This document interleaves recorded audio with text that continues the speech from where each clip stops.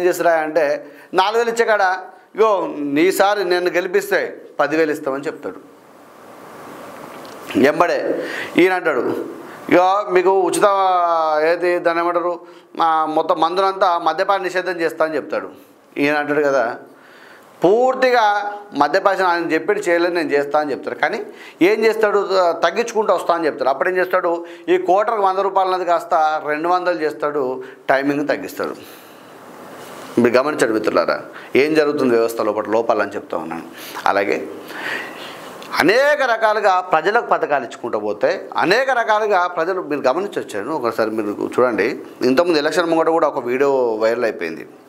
దానిలో భాగంగా ఏం చేసి బతుకుతారా అంటే మా అమ్మ నాన్న ఫ్రీగా రేషన్ బియ్యం వస్తుంది, మా అమ్మ నాన్నకు పింఛన్ వస్తుంది, నాకు నిరుద్యోగ భృతి వస్తుంది, ఇక అటో ఇటో కాలం వెళ్ళదీస్తే ఆ పథకం ఈ పథకం అని వస్తుంది.